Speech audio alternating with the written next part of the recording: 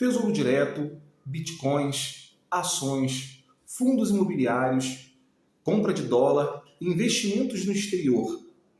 Hoje, com o advento da internet, se tornou muito mais fácil e muito mais popular o investimento. Primeiramente, porque você pode fazer isso dentro da sua casa com um celular que tem a internet. E segundo, que antes havia aquela ideia de que só pode investir pessoas ricas, pessoas que têm muito dinheiro. Enfim, a verdade é que hoje um dos assuntos mais pesquisados e procurados pelas pessoas, independente de suas classes sociais, é investir. E dentro dessa questão vem uma indagação, um questionamento no meio evangélico. E o crente? O crente pode investir?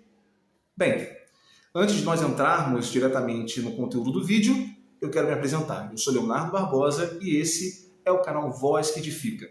Se você caiu aqui de paraquedas e não conhece o nosso canal, eu quero convidá-lo a conhecer, se inscrevendo no canal e para receber todas os vídeos, todo o conteúdo que a gente sempre lança, que a gente sempre posta aqui no canal. Então, se inscreva, deixa o seu like, deixa um comentário para que o YouTube entenda que o conteúdo que nós vamos falar aqui, ele é interessante e ele possa divulgar para mais pessoas. Tá legal? Assim você ajuda o nosso canal e fica por dentro de tudo aquilo que a gente colocar aqui. Bem, mas voltando aqui ao assunto em questão, investimentos. Será que o crente ele pode investir? Bem, procurando saber um pouco mais sobre isso, eu fui, obviamente, para a fonte de todas as respostas das nossas necessidades aqui na Terra e também espirituais, que é a Bíblia Sagrada. E quando a gente pesquisa a questão do dinheiro na Bíblia Sagrada, a gente vê coisas interessantes que parecem que se contrastam. Mas, se a gente for a fundo, a gente vai ver que não. Bom, primeiramente eu fui no Antigo Testamento para entender qual era a visão do dinheiro no mundo antigo e como os nossos patriarcas eles lidavam com essa questão. Bem, primeiramente, se a gente for ver, Abraão, em Gênesis capítulo 13, versículo 2, vai dizer lá que ele era um homem muito rico, que possuía gado, prata e ouro. Então vejam só, Abraão, um homem que foi escolhido por Deus para sair da sua terra, no meio da sua parentela, para ir para uma outra terra, onde Deus iria fazer com que dele saísse uma grande nação, era um homem rico. Então a gente entende que a riqueza não é algo negativo para quem serve, para quem teme a Deus. Mais à frente, também no livro de Gênesis, capítulo 30, versículo 43, vai falar sobre Jacó.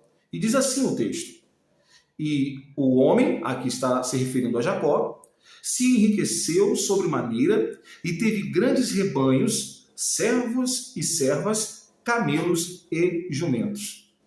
Então, mais um dos patriarcas, aqui no caso o neto de Abraão, também era um homem rico, um homem que possuía gado, possuía servos e servas, ou seja, empregados. Até hoje, uma pessoa para ter empregado tem que ter condições de bancar, de pagar o salário do seu funcionário. Então, já vimos aqui que os patriarcas, alguns deles, Abraão e Jacó, eram homens ricos. A gente também não pode esquecer aqui de falar de Jó.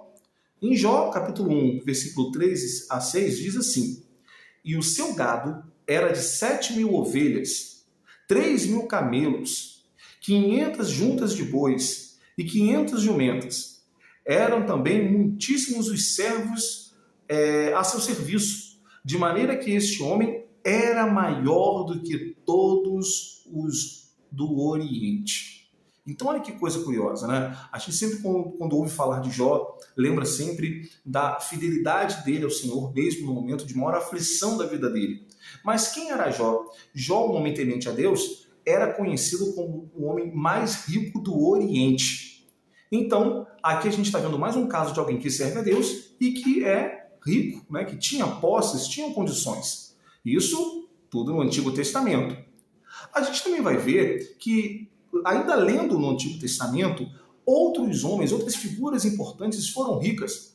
Até porque Israel foi uma nação monárquica, ela teve um determinado momento que teve ali reis. E como não lembrar de Salomão? Salomão ele foi considerado no seu período como o rei mais próspero da terra, tinha muitos tesouros, os outros reis dos outros povos iam visitar Salomão para ver todo o esplendor, toda a glória do seu governo em Judá, em Israel. A gente também vai ver que dentro do povo de Israel existe essa cultura da prosperidade. Quem nunca ligou a imagem do homem judeu ou da família judaica ao dinheiro, à fortuna? Hoje a gente vê que existem muitos empresários nos Estados Unidos, na Europa, aqui mesmo no Brasil, que são de origem judaica e que a fortuna fez parte da vida deles. Então a gente percebe que a riqueza está muito atrelada ao povo de Israel. Inclusive a gente vai ver que existe, lá em Deuteronômio, capítulo 28, as bênçãos e as maldições. E quando a gente vê as bênçãos de Deus ao povo de Israel, você vai ver que Deus ele está falando sobre as bênçãos, e muitas delas são bênçãos materiais, Bendito serás no campo, bendito será seu gado. Então, as posses do povo de Israel ali, se eles andassem nos caminhos do Senhor, seriam benditas, seriam prósperas, seriam pessoas abençoadas. Então, a gente já começa a ver aqui que a riqueza, ela não é algo que contrasta ao povo de Deus ou aquele que serve a Deus. Mas então, por que quando a gente fala de investimentos, isso ainda parece ser um tabu? Bom, a gente talvez vai perceber um pouco essa questão quando a gente já vai para o Novo Testamento. Porque o Novo Testamento ele já está mais focado na parte do Evangelho de Cristo Jesus. E a gente sabe que o Evangelho é o quê? É a pregação do reino dos céus. A ideia de Cristo, a gente vai ver aqui, não era uma ideia de tratar assuntos materiais como prioridade. A ideia de Cristo era trazer salvação, era a vida eterna. A pregação de Cristo era essa. Por isso, muitas vezes, a gente vai perceber, quando a gente lê e a gente ouve as palavras de Cristo, a gente vai ver que não existe por parte de Jesus uma preocupação em estabelecer uma prioridade a questões materiais. Quanto você vai ganhar? Muito pelo contrário. Em Mateus 6, no Sermão das Bem-aventuranças, Jesus ele vai mostrar ali que nós não precisamos nem nos preocupar com essas coisas, com o que vamos comer, com o que vamos vestir, nada disso, porque o nosso Pai, que está nos céus, ele cuida das nossas necessidades. Inclusive, ele vai usar aquele texto bem conhecido, aquela alegoria, que nem Salomão, com toda a sua glória, se vestiu com o lírio dos campos, que não tecem, não fiam, mas estão ali com o seu esplendor, com a sua glória ali nos jardins. Então, a gente vai ver que Jesus ele não se preocupa tanto com isso. Existem também alguns versículos, inclusive no próprio Mateus, o Evangelho de Mateus, no capítulo 6, que vai dar para a gente uma ideia que, de fato, parece que a ideia de acumular fortuna, que é o tema aqui do nosso vídeo de hoje, não parece ser uma coisa muito legal. Vamos ler? Mateus capítulo 6, do versículo 19 ao 21, diz assim: Não ajunteis tesouros na terra, onde a traça e a ferrugem tudo consomem, e onde os ladrões minam e roubam, mas ajuntei tesouros no céu, onde nem a traça nem a ferrugem consomem, onde os ladrões não minam nem roubam. Porque onde estiver o vosso tesouro, aí estará também o vosso coração. Bem, será que esse texto é aquelas pessoas que ajuntam dinheiro, posses? Bom, vamos continuar aqui para a gente poder entender isso mais a fundo.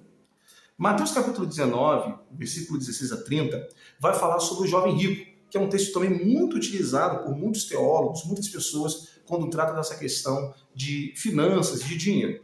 Porque ali vai tratar sobre o jovem rico. Era um homem que a gente não sabe o nome dele, mas a Bíblia fez questão de relatar o seu estado social. Ele era uma pessoa rica, é uma pessoa que tinha posses. Bem, no diálogo do jovem rico com Jesus, ele vai chegando ao Senhor Jesus falando: meu bom mestre, o que hei de fazer para herdar a vida eterna? E aí Jesus ele vai e fala, olha, bom só um que está nos céus, que é o nosso Pai, que é Deus. E você já cumpre os mandamentos? Ele pergunta para o jovem rico. E o jovem rico diz para ele: isso eu tenho guardado desde a minha mocidade. Aí Jesus vai e fala para ele assim: olha, falta-te uma coisa. E aí o texto diz que Jesus o amou e diz para ele: vai, vende tudo que você tem, olha só, vende tudo que você tem, dê aos pobres e segue-me. e então acharás tesouro no céu. Você vê que esse final aqui, né, dessa conversa de Jesus com o jovem rico, lembra muito o texto que nós lemos ainda há pouco, em Mateus capítulo 6, versículo 19 e 21, que Jesus termina dizendo assim, olha, porque onde estiver o vosso tesouro, aí estará também o vosso coração. Aqui eu acredito que está a chave de toda essa problemática do jovem rico. Por quê? Porque quando Jesus ele fala sobre a juntez, né, sobre acumular fortuna, e no final ele fala sobre o coração do homem estar ligado na fortuna, Jesus ele está falando sobre sentimento. Veja que aqui a preocupação de Jesus é do sentimento e da relação que a pessoa tem com aquele bem que ela possui.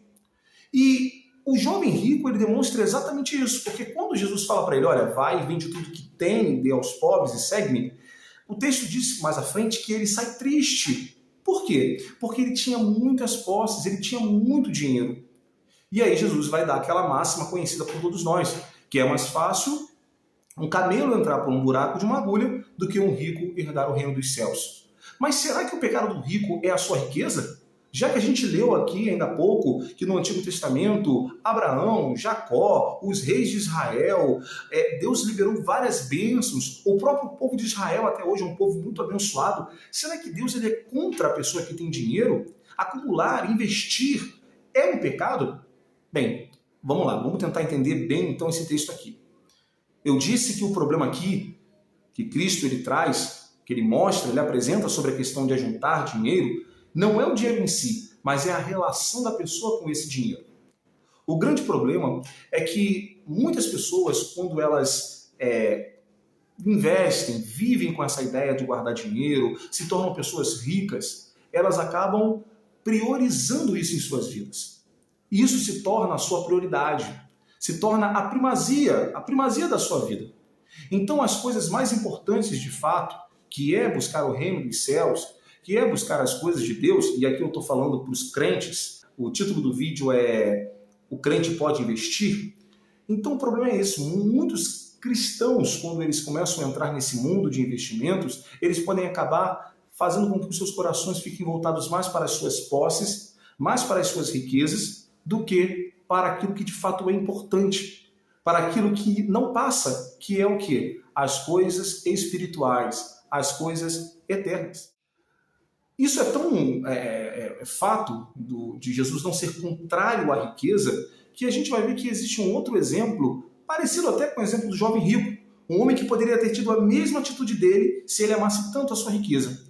Que foi quem? Zaqueu. Em Lucas capítulo 19, versículo 8, vai dizer assim, entretanto Zaqueu levantou-se e disse-lhe, Senhor, darei metade da minha fortuna aos pobres.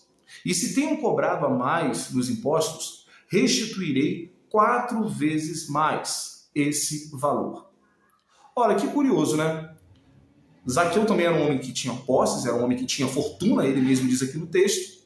Ele tem um encontro com Cristo, ele não talvez se considerava digno de ter ali, né, a Cristo em sua casa. E no final da conversa, do diálogo dele com Cristo, ele vai dizer, Senhor, metade da minha fortuna eu vou dar aos pobres. Vocês veem que Jesus em nenhum momento falou para que Zaqueu desse toda a sua riqueza, vendesse a sua riqueza e ficasse pobre em nenhum momento. Sabe por quê? Porque Zaqueu tinha entendido que o tesouro verdadeiro ou principal da sua vida não é esse tesouro, essa riqueza material, mas sim o tesouro no céu, que Jesus diz lá em Mateus capítulo 6. Então percebam que por que Jesus não falou isso para Zaqueu? Por que Jesus não obrigou Zaqueu ou deu uma palavra imperativa para ele? Olha, vai, vende o que tens para que você de fato prove que me serve. Porque ele entendeu que Zaqueu já sabia essa realidade, já sabia essa verdade. Então, Zaqueu não seria mais usado pelo dinheiro. Ele usaria o dinheiro, mas ele não seria mais usado pelo dinheiro. O dinheiro de Zaqueu não era mais um Deus para ele, que a gente, no caso aqui do jovem rico, vê que para ele o dinheiro tinha uma grande importância, como fosse Deus, porque ele preferiu continuar com seu dinheiro do que seguir a Cristo sem o seu dinheiro.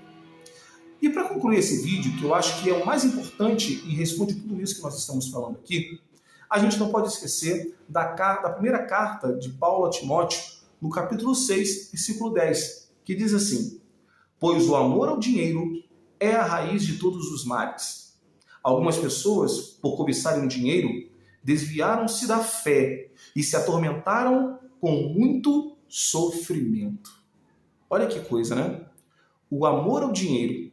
Aqui Paulo não está falando o dinheiro é a raiz de todos os males. Até porque para a gente viver nessa terra, a gente precisa ter dinheiro, a gente precisa ter condições para resolver as coisas. Mas o grande problema era o amor ao dinheiro. Até hoje, por dinheiro, as pessoas podem matar, as pessoas podem trair, as pessoas podem fazer coisas horríveis por conta do amor ao dinheiro. Então, voltando aqui, né, ao questionamento do vídeo, o crente pode investir? Na minha compreensão, me baseando nas escrituras, pode sim.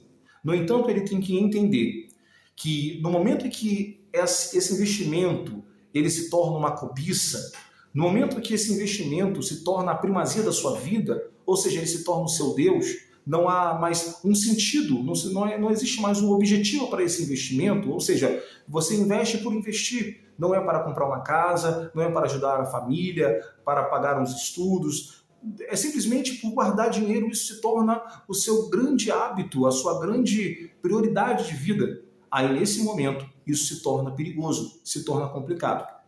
Um outro fator também que é importante é a gente saber quais investimentos nós estamos fazendo.